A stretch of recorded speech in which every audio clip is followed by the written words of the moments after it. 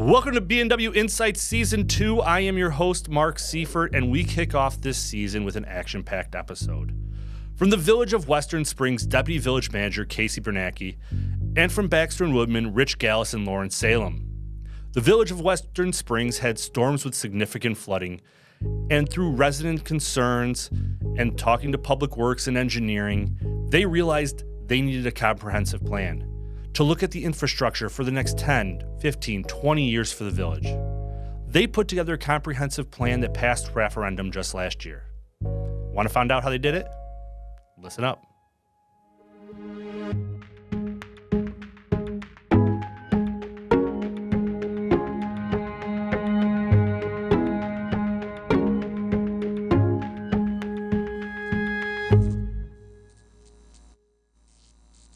All right, we are joined with the Deputy Village Manager from the Village of Western Springs, Casey Biernacki. Casey, thank you for joining us today.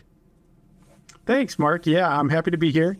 First podcast for me, so thank you for having me. We are excited. Now, when we look at a village who undertakes a huge comprehensive plan, I think the first most logical question is, how did this all start? How did these conversations start? What's the backstory? Because I think that really will tell the picture of what the rest of the story is. So how did this all start? Yeah, sure. So it started with a storm. It started with multiple storms, 2018, 2019, and into the 2020s. We had a number of high-intensity, varying duration storm events, a lot that caused flooding, some first-floor residential flooding, a lot of street flooding. And so as you can imagine, right, what we're used to in the public sector is a boardroom gets pretty full pretty quick when that happens. We actually had it happen at our Public Works and Water Committee and our Infrastructure Commission meetings. And those were focused on trying to figure out a way to fix the flooding concerns. Well, those conversations went in a whole bunch of different directions, as you can imagine. But what really resulted in a variety of meetings between both our Infrastructure Commission and our Public Works and Water Committee was two efforts. One, figure out the stormwater situation ASAP, which we did, going down a different path with the stormwater utility fee. But two was we need to take a comprehensive look at all of our infrastructure. We're trying to target road and water and sewer and sidewalk and fiber kind of independently of one another. And we really needed, the board, I should say, and our commission really needed a better understanding of what the overall infrastructure looked like in Western Springs and what the needs were. They just didn't have a good view. And frankly, staff, we had a very siloed view. So it started there. And from then on, we went for an RFQ, a request for qualifications, ended up with Baxter Woodman, which we were very happy with. And that's the start of the story. And it's awesome for a municipality to realize that siloed view is sometimes why projects, you always hear the stories of, hey, you replace the water main and then you have a sewer break 3 months later. And you put that face palm type thing where, oh man, I wish we would have done this. So why was it so important for Western Springs to take that holistic look at infrastructure, roads, water, sidewalks, streetscapes, lighting, and come out with a unified plan? How did that unification of a plan really help you guys jump to the next step? Yeah, that example, home. For us, it were water main breaks. So we, for a year, before I was in the role of deputy manager, I was overseeing projects in the municipal services department, right? So I was like boots on the ground, RE type work for roadway projects, capital projects. And what we always found for years and years is that we always got enough money to do the roadway and maybe some sewer work, or the water main and some roadway work, but never a comprehensive project that included all three and all four if you include sidewalk, 5 with lighting. And what we always found was, either during the project, a year after the project, 2 years after, we had a water main break on a block that we didn't replace water main on. And so you're throwing good money at a completed concrete roadway, and that is really hard to deal with. So yeah, that was a big driving factor for us, especially when we started this. We wanted to ensure that we could complete projects holistically, so that when we're done with the block, you don't see us for another 30, 40 years. And frankly, we don't have to worry about it for another 30, 40 years.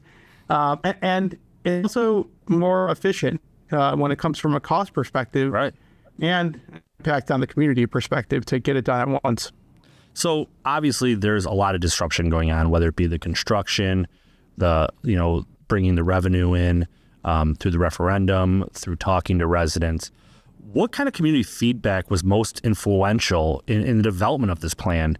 And what did you learn from residents through this process? You mentioned before being the deputy village manager, you were boots on the ground, RE type position. So I feel like that's kind of, you saw both sides of it. You saw during construction and during planning, during the planning phases, what was some of that influential feedback that you got? Yeah, it was great. Honestly, it was great feedback. All feedback was great feedback. We got some positive. We certainly got some negative too. But we sought after that from the get-go. So we wanted a survey for the community during the process to really hear what everyone thought about infrastructure, and we got it. Baxter Woodman did a great job at putting one together for us. It was driven through ArcGIS, and we got over 400 responses. We have awesome. 4,400 homes here, so that's a pretty good turnout for us. And the feedback included everything you can imagine, right? Our water mains break too much. Our water quality isn't what we want. We don't have sidewalk in this area. Our roads aren't great. So that stuff was great for us to hear along the way. We heard it from time to time. You were a public works director, right? So you get it. Oh, yeah. Phone calls. And you hear it from time to time, but to hear it alongside the planning piece and the risk assessment, and then to layer those on top of one another, I mean, it was exactly what we could have asked for. So we heard both, though. We heard some positive. We heard some negative. Some people saying, why are we throwing a lot of money at a plan when we can be throwing money at a solution? And so we had to tackle that too. But, right. In the long run, it spoke for itself, and it surely helped us get that referendum. Well, I think as you see, when you hear those concerns and now the projects you're doing, it validates all the work you did to plan it. And, obviously you guys have gotten the referendum. How are you continuing to educate residents? Because this isn't just we plan it and now all of a sudden snap your finger and the projects are all done. You guys have years of construction. You have some disruptions going on. How do you keep your residents informed to make sure that they know that those things that they said were issues are actually getting fixed now? Yeah, that's you timed this podcast perfectly, because just Monday we launched a new portal, a CIP portal for tracking all of our capital projects, not just our referendum-focused projects that utilize those funds, but all of our capital projects. So we just launched it. If you go to wsprings.com/capital plan, you'll see a big old QR code and a link there that you can click on, and it's got updated information on where we are with design or feasibility studies or construction on all of our projects. It's got a cool map, GIS focus, that really helps indicate what is coming and what's in progress. And then it's got a ton of information on what the capital plan is. It's got our video on there that Baxter Woodman produced with us that we love to tout. So that's going to be the main point for people to hone in on. We also every bi-monthly Tower Topics newsletter that we put together, we talk about infrastructure. We continue to, because it's an important thing to keep communicating. And that allows those residents who voted for the referendum, they voice they know when the things they are caring about or most care about are coming to fruition. As we talked about referendum and bonds, anytime we talk about taxes or referendums, bonds, that means money coming out of people's pockets. And how are you able to share those needs of future improvements with residents? The improvements aren't going to be done tomorrow or the next day or even the next year, but maybe years down the road. And how are you able to share and tell people we need money for projects 5, 10, 15 years down the road? Yeah, it's a good question. That's the hardest part, right? And we knew when we did the capital plan that at the end of that road, we were going to have a big price tag. And we were right. It was about $200 million we needed to spend over 30 to 40 years just to catch up and get to where we needed to be. And that was, again, a snapshot in time. So that number's going to change and those projects are going to change. But that's roughly the number we were looking at. What we needed to communicate to our residents was, one, obviously we can't do that all at once. It's going to take a long time. And two, we can't fund it all at once. We don't have any way to do that. So it was it was a real campaign to educate the community on our funding sources. We're not home rule, 95% residential, limited sales tax. Mm-hmm. We don't have a lot of levers to pull when it comes to how we can fund projects. But in this case, general obligation bonds with a referendum has been our bread and butter for roadway projects for a long time. So we came back to the community and we asked for something similar, but for all infrastructure. And we had multiple open houses in person, online, digitally. We had multiple surveys. We had another video produced. Again, thank you all. Baxter Woodman helped lead that. Chris in particular.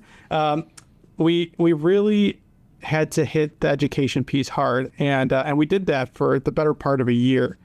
Special edition, our topics newsletter.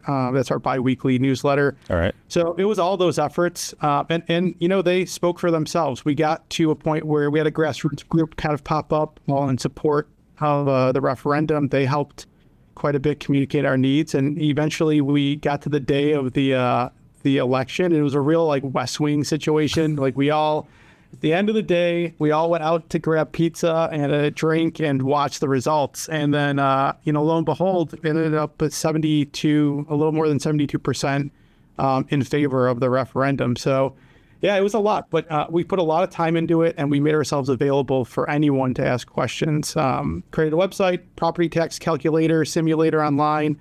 We went through all those steps, and it really, really paid off. Well, I appreciate the West Wing call out because I am a huge West Wing fan, so that's why I have such a big smile on my face. But 72% is awesome. You usually never hear of anything passing with 72% on the referendum stage. You look at most local referendums and they're 42 or 52, 48, 55, 45, 72%. That's a real validation of your guys' educational plan. And, obviously, you guys get the referendum, and then you get to pick which projects go first. Now, the residents who said, put their hand up, we have an issue, and they see their projects 8 years down the road, probably aren't very excited about that. But how did you guys tackle which are first, and what does your rollout look like for the next few years? Yeah, great question. Yeah, we were very clear in the beginning that we were going to be able to schedule out a number of projects between the 1 to 3 year mark, right, pretty effectively. And that everything past that was going to all be subject to our risk analysis as it continues to go on, as infrastructure improves and degrades. So we were able to establish a good 1 to 3 year project list, and those were all based off of, again, the capital plan, picked out of that $200 million worth of projects that we had established, and then scoped. Right now, what we're doing is really all of our engineering firms are scoping out those projects, really fine-tuning what design is going to look like. So we have a good idea of our projects probably now between year 1 to 5. What we did during that process, that education process, we were very clear with residents that, there's no guarantee that your street's going to see anything from this money, but the community all benefits when we can improve infrastructure. Mm-hmm. The water system benefits when we can change a pipe on one block, and stormwater and roads, everyone benefits. So I think we were able to sell that effectively, with the understanding that we have to keep going after this $45 million's gone. We have to find more money to keep this moving. And so, it was an education, though, for a lot of residents. So in 20 years, what does successful look like? Yeah, gosh. Retirement? No, I don't know. I don't even know if I'll be retired in 20 years.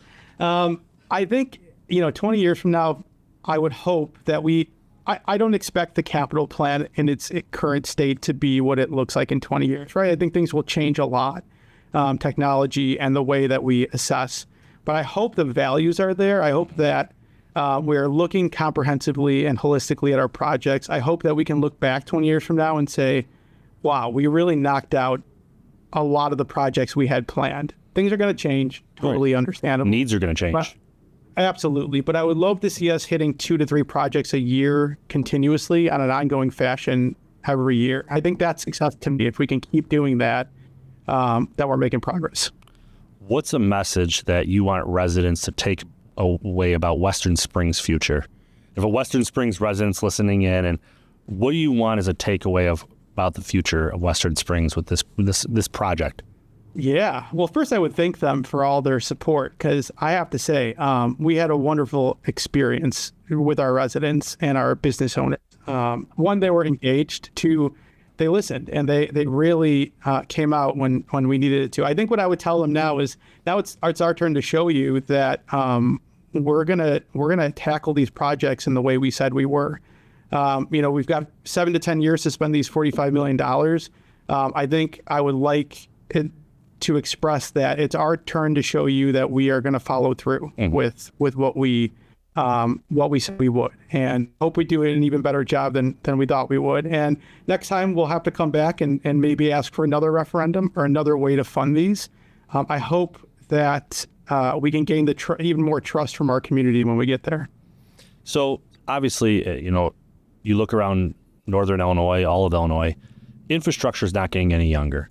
So there's going to be other communities, other municipalities in the same position you were in 2-3 years ago. What's a piece of advice you have for those communities who are looking at a stack of projects? They don't know how they're going to fund them. They don't know where to start. What's that piece of advice that you have for them to say, what's the first thing they should do? What's that jumping off point to get to where you guys are at today? Yeah, it's a tough one because we were there too. I think what I would say to any community who's in this situation is what we did is we realized we had to take a step back. We kept trying to move forward quickly, and we were doing it in a scattershot approach. I think you really have to realize that it's not a failure to step back, take a year, take 2 years to really plan out what the future of your community is going to look like. The only reason that we were able to do that is because we were very clear with our board and with our residents that we are going to take this year to plan, and then we are going to come back with a financial strategy. And we're still working on the financial strategy. Every year we knock something off the list, but there's still things to do. It's really difficult. You might feel like it's too expensive up front to do something like this. You might feel like it's too much time, but those are short-term impacts. The long-term impact of having the plan in place, for us has already been wildly successful. And I think will only continue to be, but you got to look at the long term. It's really hard to do. I get it. If anyone wants to talk to me about it, feel free to give me a call in Western Springs. I'll talk all day with you about it. My staff is annoyed at hearing about it, but it's tough, but hang in there and try to think of the long term. Awesome. Well, thank you so much for taking time out of your day today, and we really appreciate hearing the village's side of this story. Yeah, thanks, Mark. Thanks for having me. I really appreciate the opportunity. I'm excited to hear about this. I love to hear from Rich and Lauren too, so looking forward to that. Awesome. Thanks. Have a great day, Casey. That was awesome to hear from Casey what the Village of Western Springs really needed and how they were able to communicate to their residents those needs. Now let's hear from the project team who had to put together the comprehensive plan, Rich Gallus and Lauren Salem. Welcome in, Lauren and Rich. Thank you guys for taking time out of your day. Rich, why don't you give us a brief background on yourself and what your role in this project was? Well, Mark, I serve Baxter Woodman as our leader of our municipal services department here in Illinois and Wisconsin. My role in this project was to be the project manager, which is really bringing together the team, making sure to do the communication with our clients and keeping things moving along and on schedule. Lauren, how about yourself? Yeah, I am an assistant department manager for our infrastructure department, and I've been working on capital planning projects with B&W for about 10 years. So I served as the technical lead for the risk evaluation for this project. Very nice. Now, this was a large initiative to bring so many parts of a municipality together. Rich, can you give me just a big picture discussion of this project? Well, interestingly enough, Mark, as a former public works director, I couldn't have been more excited to see this RFP come through to us. It really is kind of a bread and butter role of being a public works director in many communities. What differentiated Village of Western Springs from other assignments that I've had in the past was the sheer size and brevity of this. They wanted us to look at everything from the water, sewer, roadscape, streetscape systems, lighting, and village buildings. Look at the whole community and try to make heads or tails of prioritizing that. So this unique ask from them, really brought together the best of Baxter Woodman's team. We were successful in earning their trust to perform this work and do this comprehensive evaluation. And our team quickly established a relationship with the village, which has led to the destination of success. And you'll hear more about that here, I'm sure, from both Lauren and I. So Rich, just as a quick follow-up, you mentioned that there's the brevity of this ask was not just water, sewer, roads. This was entire citywide. You mentioned as a former public works director, this is something that, is a once in a lifetime or generational ask from a village, because a lot of this infrastructure will be around for the next generation of residents to use. So how do you look at something that is, you're looking at something that was built 40, 50, 60, 70 years ago and saying, we're going to bring together a team to design for the next 40, 50, 60, 70 years? Sure. And the way we approach this is we brought the best of Baxter and Woodman, discipline leads from all over the farm that have, detailed knowledge of each one of these disciplines. And through Lauren's leadership and bringing the technical components of this together and passing that off to me to be able to deliver some of that information to the community, was just a natural partnership for both of us to be able to deliver what they needed. And we believe that this is one of our more successful projects in the world of capital improvements because it is so unique. So Lauren, as the technical lead, what type of engineering framework did you use to evaluate, the village's infrastructure system? Because like we've been talking about for the last couple of minutes, this is a wide array of infrastructure. So what type of framework did you have to put together to evaluate all this? Yeah, so as Rich said, this was a really big ask. So we used a risk-based approach to evaluate the infrastructure across the village. So a risk-based approach looks at the likelihood of something failing and the consequence of that thing failing to determine its risk to the system. So this allows us to look at every single asset across water, sewer, roads, street lighting, fiber optic, everything. And we can look at it with the likelihood on one axis and consequence of failure on the other axis. So I always like to point out with an approach like this, high risk does not mean that something needs to be replaced immediately. A very critical piece of infrastructure is going to have a very high consequence of failure. I'm thinking of things like the village's water treatment plant. And even if that is in great shape and it has a low likelihood of failure, it will have a relatively high risk score. So high risk does not necessarily mean that it needs to be replaced immediately, but that maybe it just needs monitoring and maintenance to keep it in good condition. So when you talk about risk, how many levels of risk were there? Was it just low risk, high risk, or are we talking low, medium, mid-medium? I mean, because obviously when you're looking at things like streetlights and streetscape, obviously the risk may not be as consequential, but it could fail. A light could get hit by a car or whatever happens. So how do you put those risk levels in place? So we used a scoring of basically 1 to 100 for the different disciplines. And then I think street lighting had just high, moderate, low. We were able to refine it a little bit more for that, just because of the nature of that type of infrastructure. But for water and sewer and roads, it was really a numerical scoring with each asset receiving a score of 1 to 10 for likelihood of failure and 1 to 10 for consequence of failure. So the product of that would be on the scale of 100. That's actually very cool that you can look at it from both likelihood and consequence, because like you mentioned, there's so many things in public works that they fail all the time, but there's little to no consequence of it. But then there's something that if it does fail, it's a bad problem. So it's good to have both aspects of that. Obviously, I'm assuming since the village had hundreds, if not thousands of assets, you couldn't just put this on one spreadsheet. You had to use some sort of technology. So what role did GIS and data modeling play in assessing the conditions and the long-term costs? Because that's a big part of this is cost. And then looking at this as a full scope for the village. We'll probably fill an entire episode on talking about how important GIS was for this project. It was critical. It was central to everything that we did.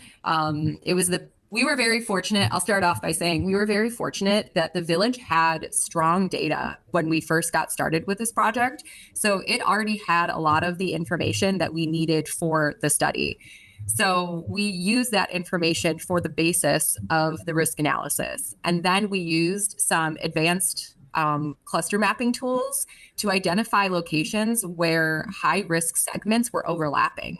So this allowed us to bundle improvements and really make sure that we're minimizing the disruption to residents and also making the best use of village funds. And then after all of the analysis, we used GIS to summarize and evaluate the survey results for the survey that was sent out to residents. And then we used a GIS story map to summarize and present all of our findings and all of our recommendations. And I think that is what really set this project apart from other capital plans, is how GIS was just integral to everything that we did. So when you talk about a cluster map, you're looking at this sewer main is bad, this water main's bad. If we're going to replace the sewer, the water's bad, the street's bad, everything's just layered on top of each other. Let's disrupt the residents one time. Is that accurate? Exactly. Or maybe the water main's okay, but the sewer is in awful condition and the road is in awful condition. So if we're tearing up the road once, we might as well do the water main at that time. It maybe wasn't the worst water main in the system, but it wasn't great. So we were combining those improvements as much as possible. And then on top of, I want to highlight that for this project, even risk or high risk segments that were located outside of these hotspots, about 15% of the high risk scores fell outside of hotspots. So we did make additional recommendations for improvements that were standalone projects, where it was just a water main replacement project, or it was just roadway resurfacing because maybe in that location the water main and the sewer were in great condition. Well, that's awesome. That's awesome that we're able to put all those things together in order to best utilize future funds. So, Rich, as we look at some of the findings, what were those biggest findings or surprises as Lauren and her team dug into the data and handed it over to you? What are some of those findings that you saw that were just, as a former public works director, you said, that's not something we expected? Well, to piggyback on what Lauren shared, we found these hotspots. And so, it didn't necessarily completely align with our expectations when we started the process. I mean, there were some preconceived thoughts. We dug into the data. Some of that data showed, we didn't see that coming with these hotspots where we were able to take roads, sewer, water, and overlay that and make a really good recommendation based on that overlay. But what also sat on top of this, the surprising thing about all this, is that we put together a survey and we went out to the community. We said, hey, tell us areas of concerns that you might have within your respective neighborhoods. Well, oddly enough, the data that we collected from that survey was almost spot on with the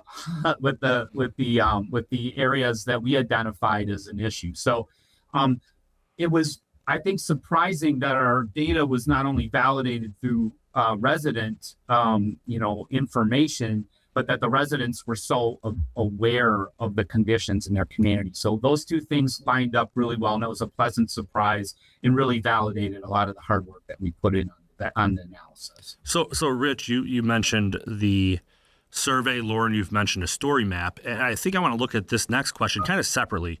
Rich from the public works director side, Lauren from the engineering side is, Rich, how did you and the team translate the findings into formats that the public can understand and engage with? One of the magic things about our overall team effort is our ability to take data and turn it into a GIS map, and then even further put it into a format and a video presentation that the community could understand. I think it all really started when we put together a promotional video and let the public know we were looking to do this study. And we educated them in that with some simple graphics and with some what I would say really high level production quality information to help people understand what it is that we were doing. And so it really then is up to Lauren to share with you how she was able to create presentation grade material from the data she collected. Lauren? Yeah, thanks, Rich. So we relied on visualizations very heavily throughout this project. So much so that I keep wanting to pull up a map or pull up a matrix or something to share because I think it is such a differentiator for this program.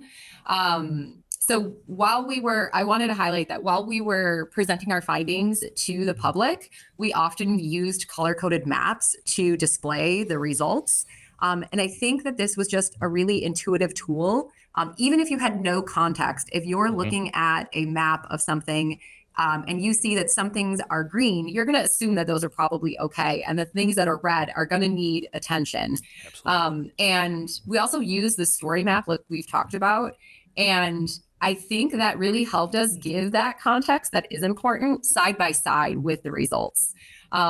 So the information was really layered in a way that if you only wanted a high level understanding of this project, you could get that. But if you wanted those nitty gritty details, which I often do, you could dig into the maps and you could click on recommendations. You could search for your address in the map and you could find all of the information that we wanted. And I think that was really helpful, having that story map for residents who were looking at this on their own.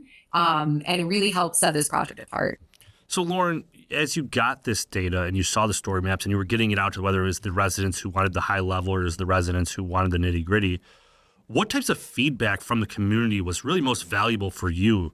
I know Rich talked about, the feedback kind of validating the data, but as the technical lead, when that feedback comes in, what was really helpful for you and your team? So I had the joy of reading every single results, and we received a great feedback. I was going to do specifics, but I think the thing that was cool is, like Rich said, being able to validate our likelihood of failure analysis using actual feedback from residents was extremely cool. I don't love that these residents are experiencing such significant flooding or water main breaks, right, but I do love the fact that it supports our data and it gave us a lot of confidence in our recommendations.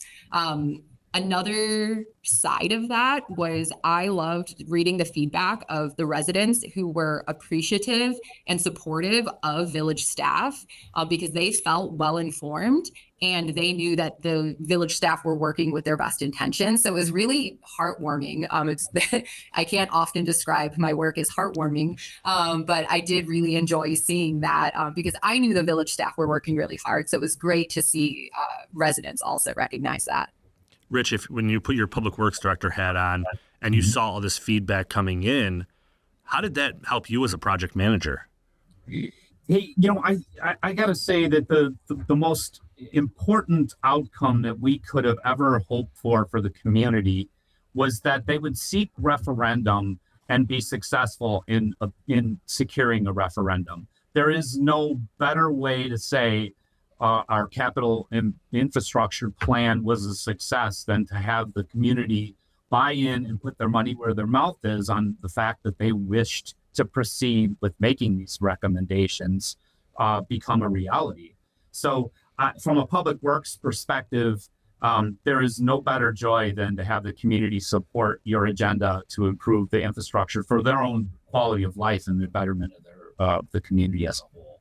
So that's probably the most rewarding aspect of this entire program, is that the community did succeed in obtaining the community's blessing to proceed with a referendum to do the projects. So and then to a point that both of you said is not only do they get the referendum, but now the residents can see, hey, our voice in doing the survey, our voice in working with the village leaders, now these projects are getting done. We voted on it, and now they see what's actually getting done.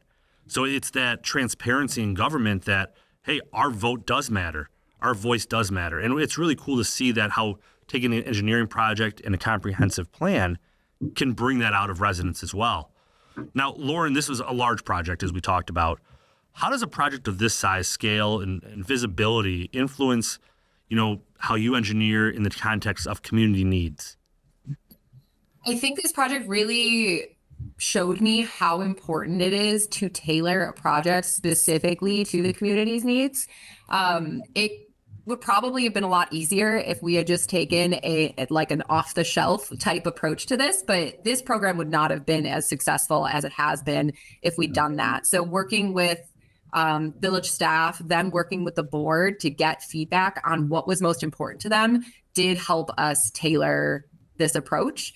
I know not every community can take that approach, and capital planning is not a one size fits all model. So I think that this very custom, very tailored approach worked best for Western Springs. And that approach, when you customize it, obviously that then just elevates the product at the end as you make sure that the community is getting exactly what they need. Now, Rich, as we talk about, engaging with residents, which is very important in this project, what did this teach you about engaging with residents? Hey, two really important things. I think, coming up with an educational video that gave people 2 minutes to listen to something, because we live in a world where people like things in a two-minute capsule that's easy to swallow, that's very informative. That was number one. Number two is doing a very short and simple survey to collect information from people, really helped reach them out. So we created a QR code. People were able to use their phones, quickly do a 10-question survey. But the information that we took away from that and the engagement that people felt from that, I think was very powerful. So those two things really made a big difference in how we do things. And I can see in the future deploying those same techniques and having the same success we had here. Now, Lauren, have you taken any of these engagement with residents to other projects that you've done? I have not had the opportunity to do that quite yet. I do see that in a coming phase for another big program that I'm working on. And it will be very interesting because I don't know the exact math, but that community is, 10 times larger than Western Springs.